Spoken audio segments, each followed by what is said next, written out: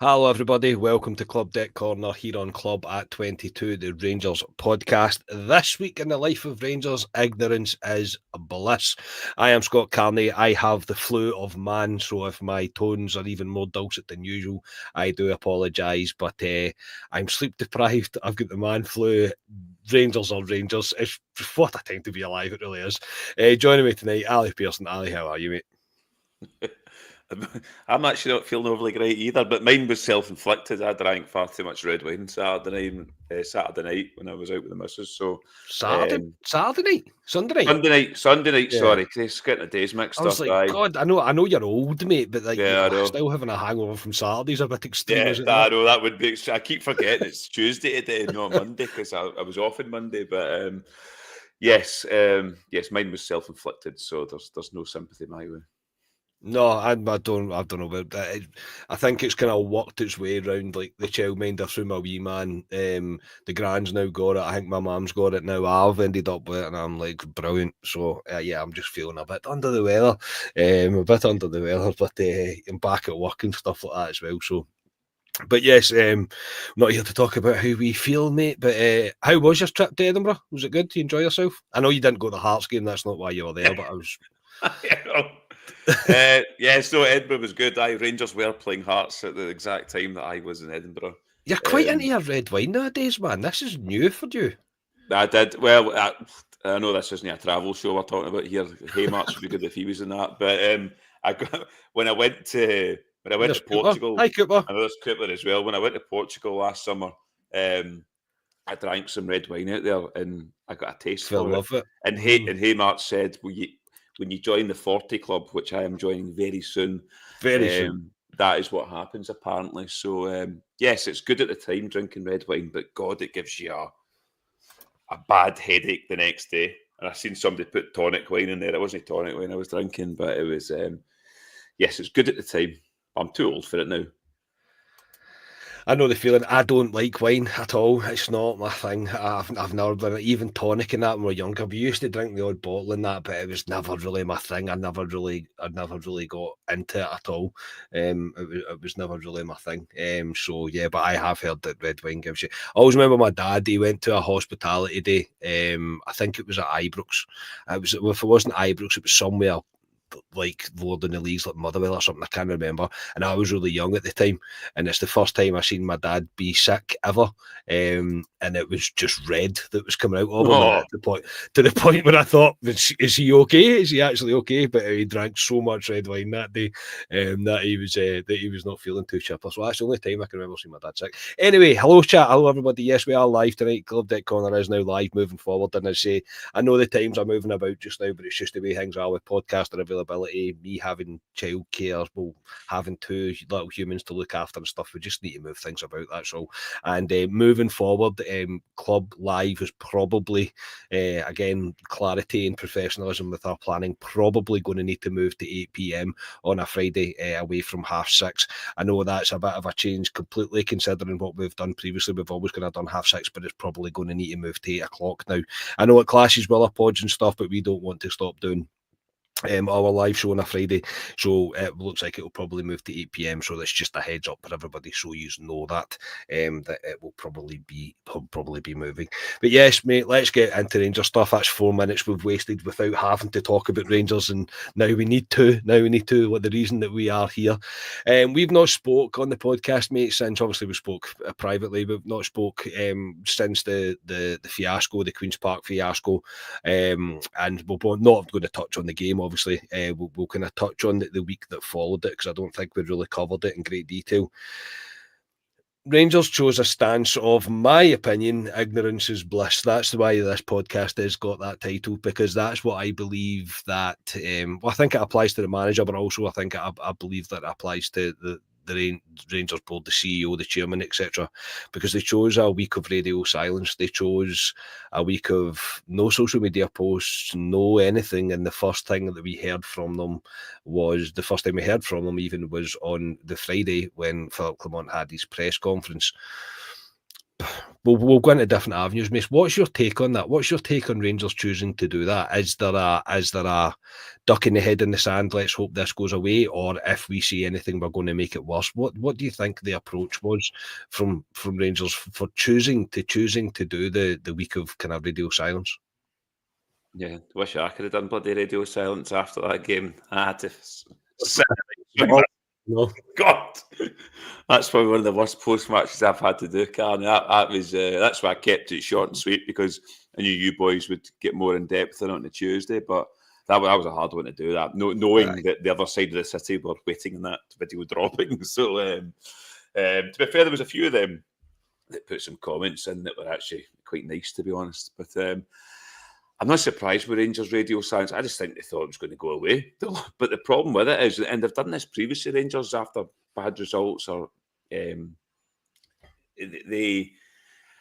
don't come out and speak to the fans. And the problem is, with the day and age we live in now, with social media and stuff, the noise gets turned up. So them not speaking, it just gets worse, and it infuriates the fans. I would have liked for them to come out, or Patrick Stewart or whatever. I mean, I know there was that the one floating about Patrick Stewart was in with the fans, whatever it was. I think that was pre the game potentially. The hospitality thing, yeah. And obviously he met with the fans prior to the Queen's Park, in terms of this was even before we played Queen's Park. But I thought they should have come out and said something, because it's the worst defeat we've had in our modern history, if you want to say. We've never been beaten at Ibrox in the Scottish Cup by a lower team ever. So yeah, I just think you're probably touching Clement. I don't think Clement gets it, but the club, I don't think, get it either now. The fan, that was a sickener, that one, and they had to come out and address the fans. See if they come out and told us that what's happening. Even if they come out and went, "Nah, we're still sticking with Clement," at least we know where we're at. But just utter silence, no posts on social media, which I get, because if they did start posting stuff, they'd be slaughtered there as well. But I'm not shocked. It's what I've come to. It's what Rangers have been over the last few years. They only come out and talk to us when they have to talk to us. It was like the fiasco at Hampden. They had to come out and talk to us when we were eventually moving there. So, they just bury their head under the sand, Rangers. But yes, as I say, I fully expect them to do it. I didn't think they would come out and speak to the fans, which shows how much respect they have for us. That's the bit that kind of niggles at me. I'm never for one that I expect him to come out and, no matter what he was going to come out and say, if he was going to come out and say anything, Patrick Stewart, it's not going to please us, because I think we all know now that Clement is going to remain Rangers manager. There's no clamour for change right now in terms of the Rangers board. But I think even the post-match comments from Clement about it almost kind of being kind of brushed off as a blip, as a once in a generation kind of result, a cup upset kind of thing. That, to me, I was going, well, you're so out of tune of this. Like, you're not even close to understanding where we are and what we all think of you as a Rangers. Well, I say we all, myself and the majority of Rangers fans, think of the Rangers manager. And that's it's not that I expected Patrick Stewart to come out and say, "Oh, by the way, look, he's getting sacked tomorrow. By the way, just give us a wee bit of time. We're getting things in place." But we now need, in my opinion, we especially in that week, we needed clarity. We needed a real understanding of what the board are thinking, what the CEO, what the chairman are thinking, and what direction we choose to go in. Because with Clement being the only spokesperson as well, putting himself forward when he's in his press conferences, and he's getting grilled in press conferences, and rightly so. He's getting grilled in press conferences, but the stuff that he says is rubbing Rangers fans up the wrong way.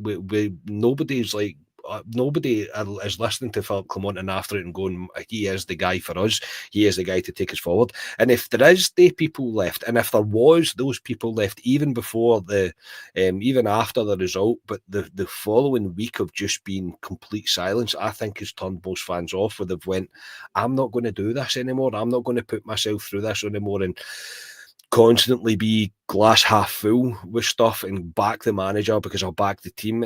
That's the bit that I think they're in real danger of, Rangers, right now, of isolating the fans to, I think, pretty much beyond repair. And I suppose on that, Ali, just before I ask you that question, the question's going to be, so I don't forget it, is the damage of that week of silence and the result that's happened, is it already too damaging for any room to recover from? So remember that question. And I'm just going to put this up. Multiple Man 78 said, did you guys see the Viceroy mentioned in Tom Vallan's documentary just released on RTV? Yes, that is the exact reason why we are called Club at 22, is because Tom Vallan's used to own the Viceroy bar, and it was called at that time the club 22, and the club 22. It's number 22, but the club. Yeah, the club, and the club, and it was obviously at 22. But as you walk into the Viceroy, which you should definitely do when you're down Pudsey Road West, if you look above the main door, you will see it says the club at 22, just above it. So yes, that is why that is there. That is why that is there. So yes, do you remember my question? Yes. Right. In terms of Clement. Yeah, the silence. The silence, the damage that's been caused. I think. Do you think that's repairable?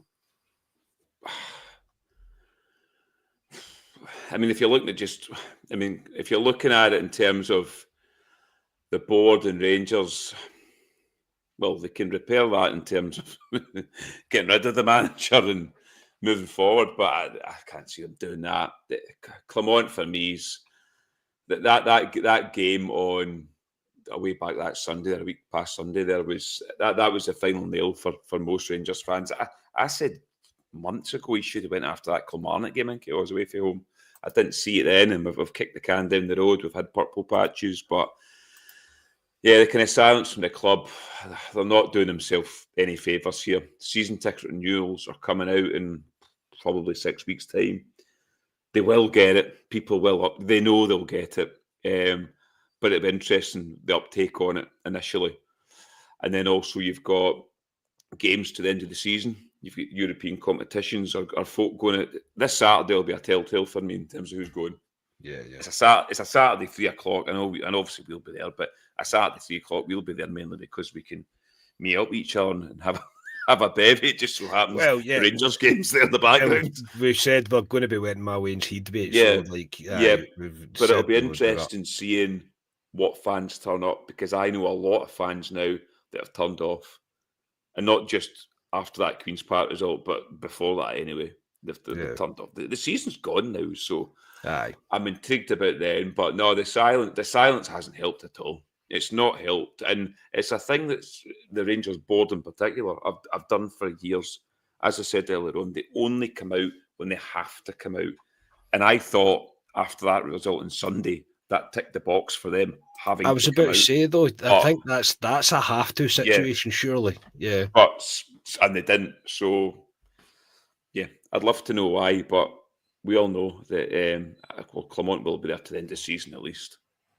It looks that way for sure. And I think with the season ticket renewals coming up, you can understand as a business decision that they might not want to pour fuel on the fire, even if it was unintentional fuel that they were pouring on the fire, if things were perhaps taken the wrong way. In this day and age where Rangers is very much 24/7, then they might damage that chance. But people will still renew their season tickets. They will. It's just one of those things. You will renew your season tickets because the waiting list is that big that even if the ones that have got a season ticket just now choose not to, the chances of you getting a season ticket thereafter are slim to none, because you would like to think things won't always stay the same the way that they are right now, but ultimately people don't want to lose their seat, and that's what it comes down to. And the Rangers board know that. They ultimately they do know that, and it is a real concern, and it is disheartening as a fan to feel that that's the way that the board look at you. It doesn't matter because we're still going to get the money at the end of the day. It is because I'll renew my season ticket. I'll openly put my hand up and say now that I will 100% renew my season ticket because it's just what I do. Me and Alistair have sat through some amount amount of drivel together over our time following Rangers. And worse than this.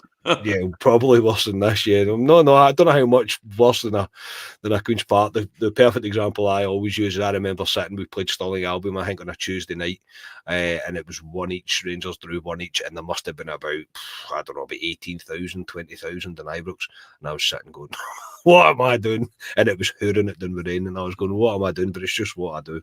It's just what I do. But yeah, it will be interesting to see. Do you think we're do you think we're over the what's the word I'm looking for? Do you think we're past the point where Patrick Stewart can come out now?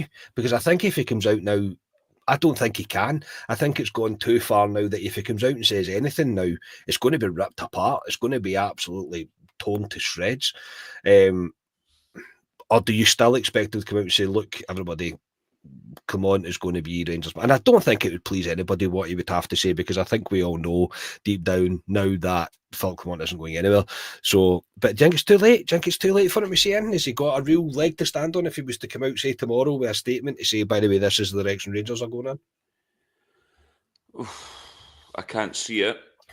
I could potentially see him doing an interview just before the season ticket renewals drop, potentially, in terms of he would have been his feet in the door for a good few months in terms of the direction he sees going with Rangers. So maybe at that point he will, as my dog paws me in the shoulder there for something.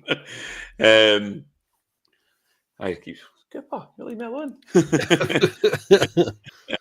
But yeah, Patrick Stewart, yeah, he's not going to come out and say Clement's getting sacked or anything like that. So I just think we're going to sort of carry on to the end of the season. That's what I think Rangers are going to do as a board. Muddle through. I just muddle through. They're probably looking at it going, the season's done. They'll muddle through. Yes, Europe's still there. Whether they think that's enough to keep him in the job in terms of he's done well in Europe, Clement, you've got to give him credit for that. He has, but Europe's a sideshow for me domestically is where it is. So, I don't think he'll come out. Like I say, he might come out before the season ticket renewals. Then say something, yeah, but it depends how the performances go, I think. Talking about performances, we'll move on to the win over Hearts on Sunday, as Rangers will get out of there with a 3-1 win in a really bizarre game of football, really, really strange game. 2 own goals from McCart, who, as I said, the poach match definitely had Rangers on his aka on Sunday. And yeah, Rangers get out 3-1 winners. Overall, the performance, I thought it was poor. I didn't think Rangers were great at all. I don't think there was any real moments in the game where I thought we looked really good, apart from maybe when we went to 4-4, kind of 4-4-2 with the 2 strikers, but I'll come on to that. And I suppose we'll start with the fact that Clement resorted back again to this 4-2-3-1 without the 2 strikers on the pitch. Is this, again, another reason why the podcast is called Ignorance is Bliss? Is this Clement saying, no, I will play my formation whether you like it or not? Or is he just, I don't know, too far gone? I can't really understand the clamour for him to get it back to that formation that we've seen fail, especially against Queen Park. It failed miserably against them. Hearts were the better of the team in the first half. In fact, the majority of the game, I'd say probably about 75 minutes of that game, Hearts were the better team, maybe more. Which shows you how unimpressed I am with the performance from Rangers. But this kind of 4-2-3-1 without having 2 strikers on, it kind of isolates Igaman when we know how Hearts are going to play. They were going to come at us, they were going to give it a real go. Is this ignorance is bliss? Is this what this is from Clement? And it is, my philosophy will not change. This will be the formation that I go with, and you're all going to need to deal with it. I just think that's how he wants to play.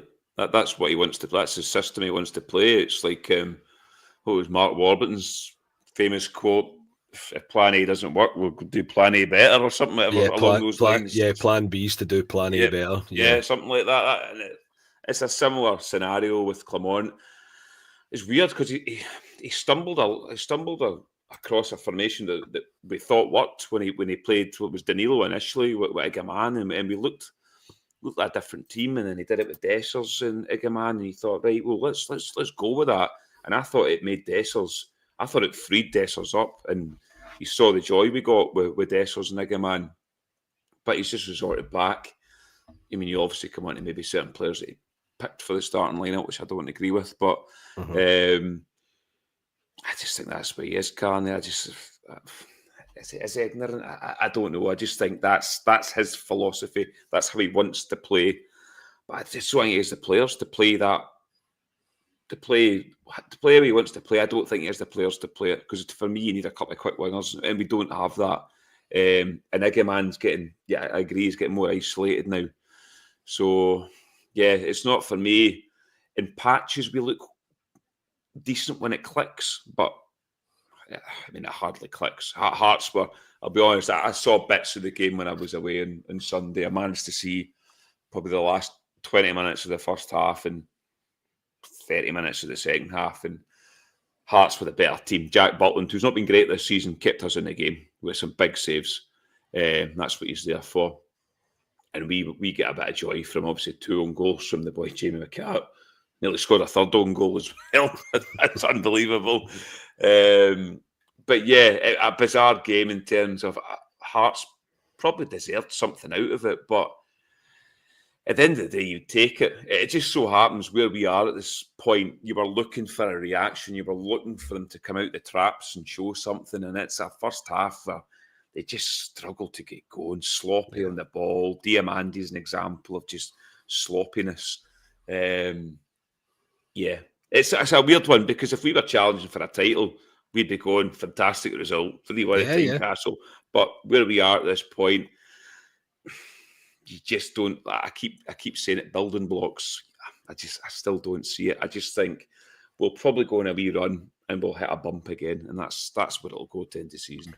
That's what we do. There's no doubt about that under Clement. We'll hit a patch where we hit maybe 4 or 5 results in a row, maybe get 2 or 3 of their performances that the players maybe reach 7 and 8 out of 10, and we look okay, and then all of a sudden it comes back and Queen's Park hits, and then and on another day, generally on another day, Hearts win that game. Honestly, I think if Hearts could find the back of the net and not just our net, I think they win that game. Butland did have an absolute stormer, and yet the Clement resorting to the tactics, when the tactics are, once teams give us pressure and put pressure on us, is lumping the ball forward to a lone striker against 2 big centre halves with nobody to play off of. I don't get it. I can't understand what the approach is from Clement. It still goes back to me is he just expects some players to be moments players and to make something happen when things get slightly slightly tough going. And as I say, it's a bit of a strange way to choose to play when, as I say, the out ball is a punt up the pitch. You mentioned team selection, mate. Tom Lawrence starting that game makes even less sense to me than anything else. That Clement usually comes out and says Lawrence will be leaving Rangers at the end of this season. Rangers are not going to be keeping him on. Ali, why would he pick Tom Lawrence to start? Because when I seen it, I went, I've got nothing inside my head, and I'm not saying Barami should have played, because Barami's not kicked a ball for Rangers really since he came here. He's been terrible. He really has been awful. Not worth the money that we're outlaying on him. But I'm not here to bash him. I'll have a wee go at Lawrence instead. Lawrence hasn't played football in months, mate. This is a game that's going to be pretty fast paced. With the way Hearts have been playing recently, they're kind of gung-ho right now. A guy that's going to be leaving instead of developing a youth player, all the superlatives, all the other things that you want to fling at it.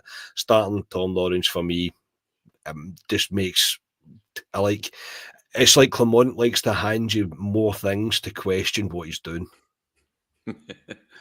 The only thing I can think of is maybe he thinks Tom Lawrence is a guy that could be used in the European tie when it comes along in March, and he's trying to get him game time to get him up to speed, because maybe he just doesn't trust these other guys. He doesn't think they're good enough. Like Barami for me has to get pulled out, and he did. He's been a waste of a jersey for weeks and months. I mean, for me, the obvious one is you put Hadji in the 10 and you play Dessers and Igaman up there with Cherny. So that's what I've done. He's went with Lawrence. It's weird because Lawrence, as you say, isn't going to be there next season. Or you could play a youngster, young Curtis maybe. But That's the only thing I can think of. He's looking towards Europe in terms of using Tom Lawrence there because he thinks he could get a tune out of him. And he did get a tune out of him beginning of the season when he scored goals. But I'd be looking towards more the future in terms of that position and playing Tom Lawrence because he might think he might do as a job in Europe. I think as well, though, like as you mentioned, why would we not be looking at a youth player?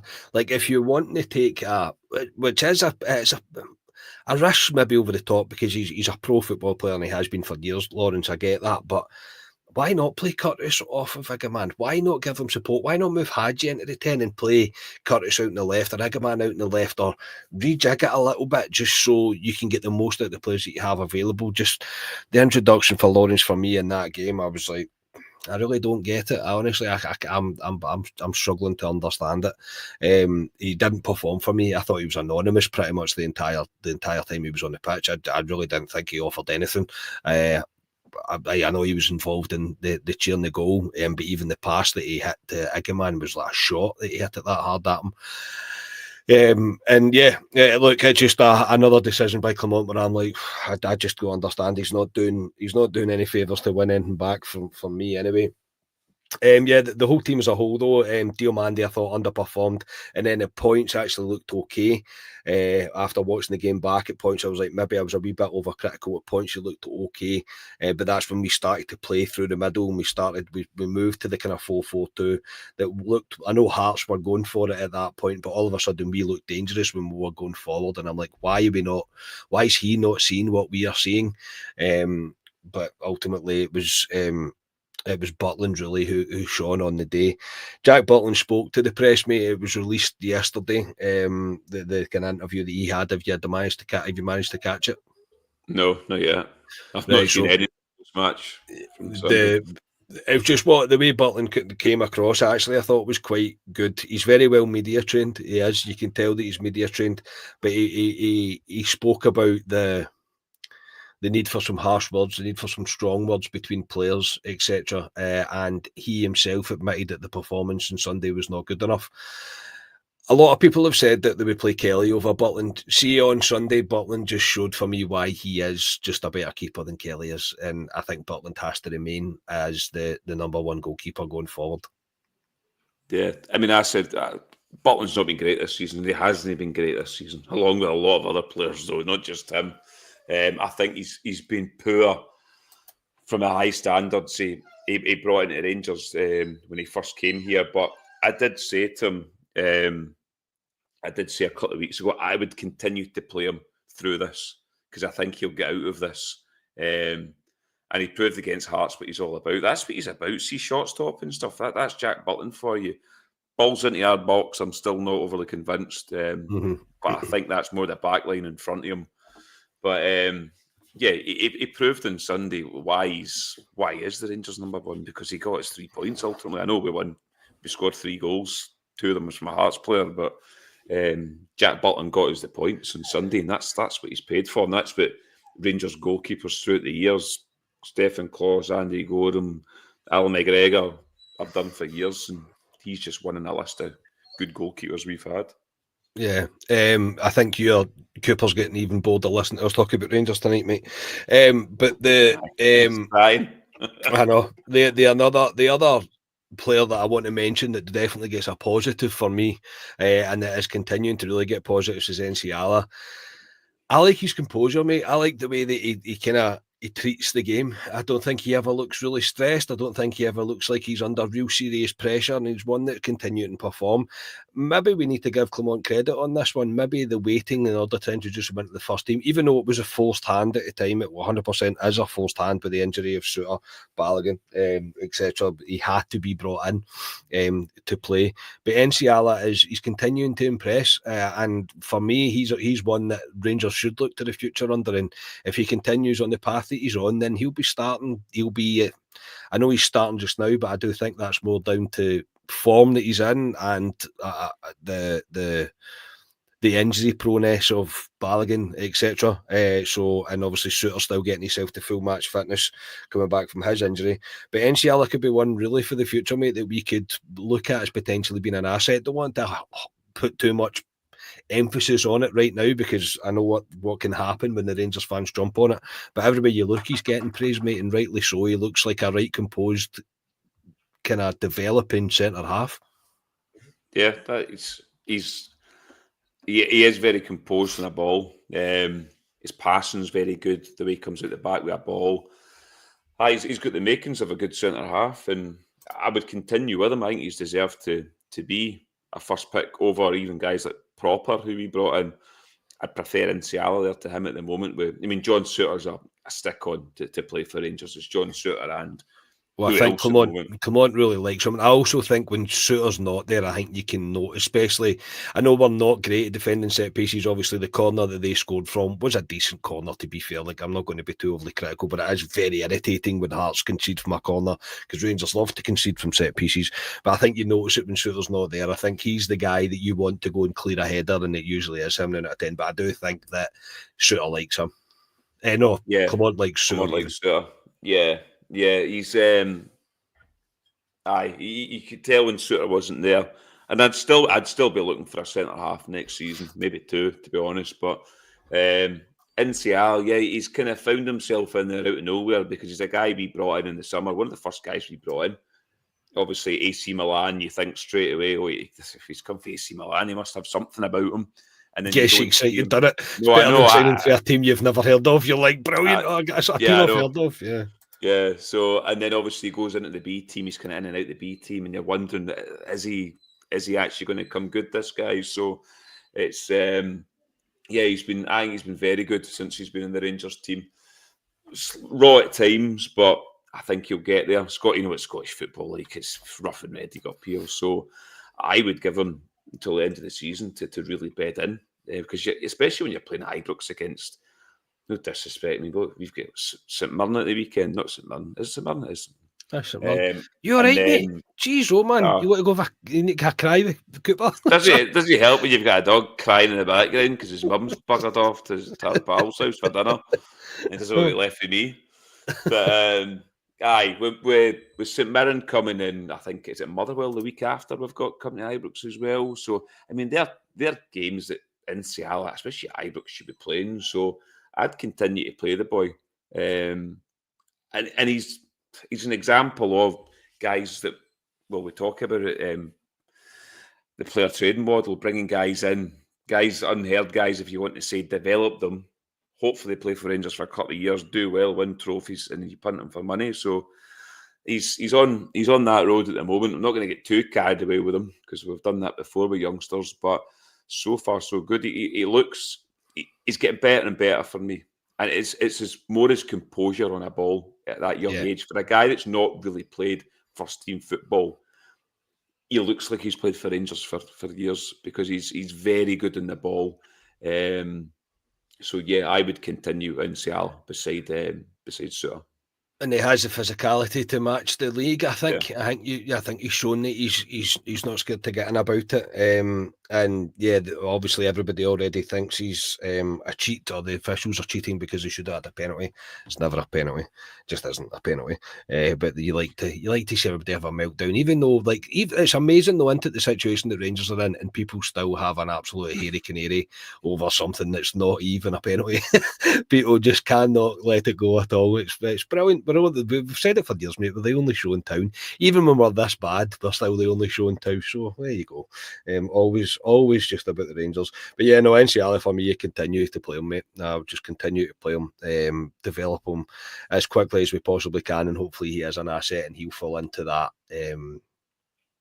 The player trading model, if you like, the player trading model, you would like to think he could fall into that. But look, just a bizarre game. I'm not overly impressed by much that I'd seen at all in the game. But as I say, Butland and Nsiala are two for me that were definite standouts. I'm going to move on and speak about the managers after they put these post-match comments. Clement kind of doubled down on the fact that he said if we'd won against Queen's Park and won this game on Sunday, then people will be talking about how much of kind of good form that we're in right now. comments like that to me are just a red flag straight away, because I'm like, well, you didn't win. So you could say a lot of things. I could live in a 16-bed mansion if I won the lottery on Saturday, but I didn't win the lottery on Saturday, did I? So I just don't understand why you would come out and say stuff like that. He's still trying to quote stats at us, etc.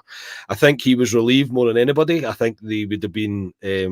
I do believe he's got to have been feeling some element of pressure going into that game on Sunday. But he said, I don't think you can say that wasn't a good performance. And that, again, to me, I can't really get on board with any of that. I know where you're at with Clement, right? I do. I completely understand where you're at. Is there anything Philip Clement can do now, in your eyes, as you as a fan, just you, I'll say to you, not as the Rangers fan, you, is there anything that Clement could do now, moving forward with Rangers manager, that would make you think, oh, hang on, he is the guy. I am wrong about Philip Clement. He can continue as Rangers manager. Or is it completely gone for you?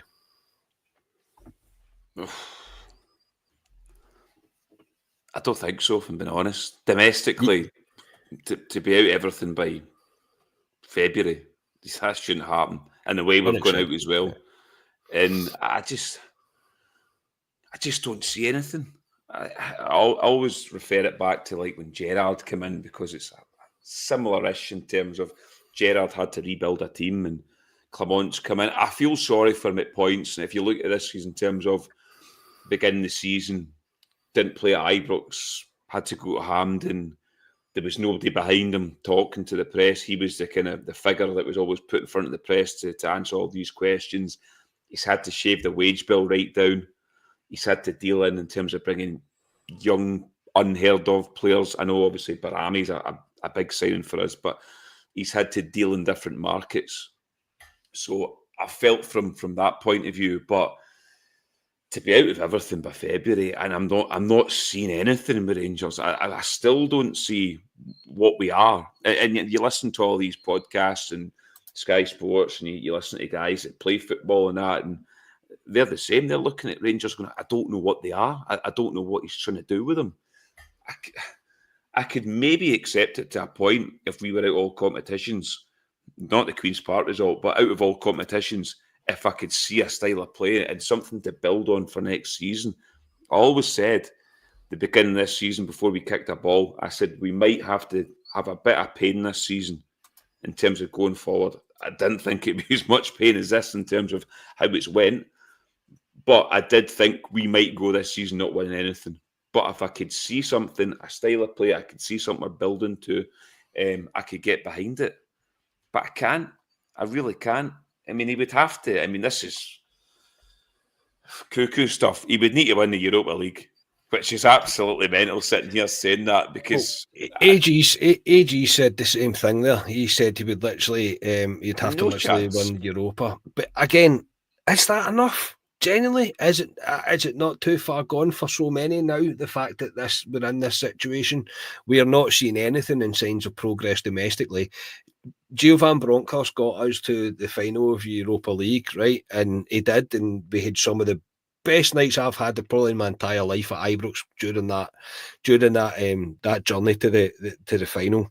And he was still let go because domestically it wasn't working. And I feel like Clement falls into the same element of that.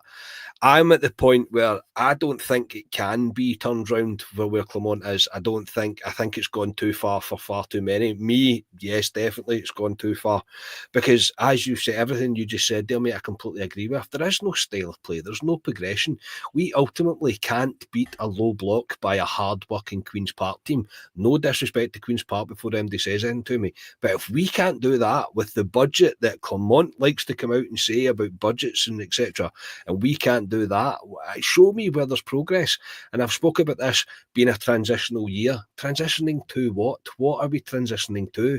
Because right now, I'm not seeing anything. I'm really not seeing anything. I don't believe there is any form of style of play. And I know tacticians, whatever, hate that kind of thing. But there's nothing. There's no consistency in our play. There's no patterns of play that you recognise. There's no moments where we win the ball in the middle of the park and you know it's about to go X, Y, and Z, bang, we're going to get a chance and we could score. There's none of that. There's nothing. Every time Rangers go out and play football, you literally don't know what style of football or type of football you're going to watch. Will we stand off? Will we attack? attack? Will we defend? What approach are we going to take? I don't believe Clement knows what he's doing domestically.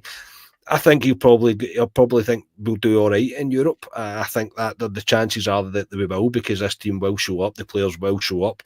The likes of the underperformers that we've had in domestic games, like Diomande, who's maybe not performed at the best domestically, but seems to show up in European games, likes of Tierney, because again Tierney is playing for his future. His club don't want him back basically, but we can't afford his wage going forward, or his transfer fee going forward, and obviously it's the shop window for a lot of them, so I believe we'll probably do just fine. But domestically, I can't see anything, mate. I can't honestly sit here and say, oh yeah, that's it, that's a wee bit of progress. I think it's gone too far for a lot of people, and I honestly don't think winning the Europa League, as ludicrous as that sounds. I mean, if people are not Rangers fans, are tuning in like down south to watch this, they'd be going, "What's wrong with these guys?" But it's just, your eyes don't lie. What we see domestically.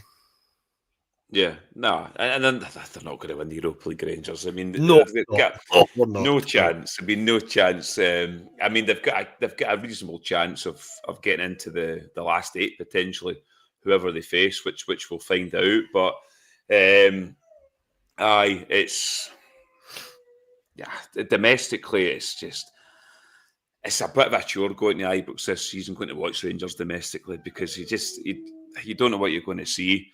I think Cooper doesn't want to go to Ibrox as well. He's crying in the background about it. But it's and that's why a lot of guys aren't going to Ibrox now, Carney, because they're turned off by it. I mean, how many guys do we know, and I won't name folk on here, that aren't going to Ibrox anymore because they're turned off by it. They don't believe Clement is the guy to take Rangers forward. And I agree. I don't think he's the guy to take us forward. We're just suckers for pain, me and you, that go every week to see Rangers. But yeah, the summer's interesting for me, because you look at January, they didn't back him in January. We brought a loan signing in Fernandes, who will go back to his parent club in the summer. We brought a guy in for Dundee, Lyle Cameron, who probably was in the rate. But we appoint a new assistant manager, though. Yeah, I know that. I mean? I know you could throw that in there, but it'll be interesting when we hit the end of the season, when everything's done and dusted. We'll see where we finish, Europa League, whatever it is. But yeah, I'd like to think they're looking at potential new managers for the summer. If we go into the pre-season with Clement next season, I think we're in trouble next season. I've started to accept that already, mate, because I can't be bothered getting myself to the summer and being annoyed about it. Do you know what I mean? So I've already went, unless we have clear indication from Patrick Stewart, and I don't think he's going to come out and say, because I don't think it benefits anybody involved with Rangers, especially before this European tie, to come out and say, by the way, he's gone in the summer. Like, he's as soon as the end of the window comes, bang, he's gone. But I also think now it's, if he's going to do it, they need to remove him from his position immediately, and they have to bring a caretaker, whoever in. I don't like whoever it may be, this assistant manager, for all I care. I don't think it really matters. I really don't. And then they have to build to appointing the right guy. As soon as the final whistle goes in the last game of the season, he's appointed as Rangers manager, and he gets to do what he needs to do. We need to change the approach, in that opinion. But I don't want to let myself think that this board are capable of making that form of progression plan, because I do think I'm beginning to accept that Clement is going to be here whether I like it or not. And that's the way it's beginning to make me feel, due to the way that the club are dealing with it. I don't believe he's ever going to turn it around. I don't believe that I'm going to be sitting here eating humble pie, because I don't get it. I think he's a bit clueless domestically. I think he's arrogant. I do think he's arrogant. I think he's ignorant as well, with the style of football that he wants to play, or he's trying to implement. I really do, and I know that's a proper bashing and quite personal on him. And I don't mean to be too harsh on him, because he is a human being at the end of the day. But he's not a guy that I hold great confidence in, be able to take Rangers forward, because we've got no evidence of that. Absolutely zero evidence on it. So yeah, do you honestly think we'll appoint somebody in the summer? What does your heart tell you right now, mate? What do you think that the Rangers board are actually capable of producing that form of plan going forward? I think it'll be there, leading us into pre-season. I think he'll be there. I think, I mean, I'm not bloody Mystic Meg here, but I could see Rangers potentially getting in the last 8 Europa League. I could see us going in a run in domestically in the league and winning 5, 6, 7 games, maybe beat Celtic at Ibrox the last Old Firm of the season, whatever. But it's just not good enough for me. We're out of everything now. From now to the end of the season domestically, a glorified friendlies, if you want to say, they don't mean anything. I know what some folk might go stuff. Mathematically, it's still there, but you're kidding yourself on if that's what you think. That the league's done and dusted. Celtic will cement it in the next month or so, and it'll be done. So, yeah, winning dead rubber games from now at the end of the season doesn't he do it for me? Doesn't he make me think he's the man to lead us forward? But the way this board is, Carney, if I had to put money on it, yeah, I think he'll be leading us into pre-season next season. That's where my money would be, mate, generally, because I just have got no faith in the board. I really don't. I've got no faith in the direction that we're going in, because the fans are getting led to make up their own minds about what direction we're going in due to the lack of clarity that's coming from them. I still think no matter what, at some point, and it probably will, I think, be just either before or after the Europa League game, that we'll hear from Patrick Stewart and say right now that it'll just be ignorance is bliss from all involved, and we'll just muddle on to this. God knows what we'll see on Saturday. We might be good, we might be terrible, we might lose, we might draw, we might win. Nobody knows. Literally nobody has a clue. Not even Clement has a clue. And we'll see, I don't know who we'll see lined up for Rangers. Tony Vidmar or something completely left field that we've not seen from Clement yet. We'll see something new. So yeah, no disrespect to Tony Vidmar. But that will do us for tonight, mate. I feel like I'm about to start losing my voice, which is tremendous. Thank you to everybody for tuning in tonight. And look, generally, I say it all the time, it's hard to be this negative all the time about Rangers. It really is. We don't particularly want to come on here and do this, but we're honest, and we'll always be honest, and we'll always pass our honest opinions on it. Right now, there isn't a great deal of positivity floating about the club. I think we all know that. We're all in the same. We're all in the same boat in that regard. And I do think it's nice to come on here and clear my Rangers thoughts for a few days, after a few days build up even, and then we can move on from there. But yeah, as I say, it's tough times just now. It really is tough times, and we'll just have to pick ourselves up as much as we can going into Saturday and see what it brings us. Literally see what it brings us. For tonight, Alistair, thank you very much for joining me. No problem. Sorry for Cooper greeting in the background. So it's better than listening to us two, mate, innit? Let's be honest, it's better than listening to us. He's as fed up as we are as well, so I'll need to take him outside. But we don't want to sit here and talk negative all the time, Chris. I'd love to sit here and talk about Rangers being brilliant and winning trophies and how we've grown up with it, Carney. It's I feel for young Ross, who's seen absolutely hee-haw pretty much his lifetime. And the one title we did win, he couldn't even go and see it because it was COVID. So hopefully it turns around next season. This season's been an absolute dead rubber for us as Rangers fans. It's sore, especially when you live in Glasgow and you've got the other side as well that are doing well domestically. So yes, we'll just need to see where it takes us next season. But the Europa League is still there for us this season. You can always dream. Yeah, you can always do, make us dream. Make us dream. That was a tagline for the 2 years ago, wasn't it? So it was, make us dream, yeah. Oh no. Look, stranger things have happened, I suppose. Thank you everybody in the chat for tuning in. We will be back on Friday, and I think it will be 8 p.m. on Friday, but it will be confirmed on Thursday when we put it out. So please like the video, subscribe to the channel, all the usual stuff. That would be absolutely fantastic, and we will speak to you on Friday as we preview the game on Saturday, which is against St Mirren at Ibrox. Have a good night, everybody. We are Club at 22, the Rangers podcast. Cheers, everyone.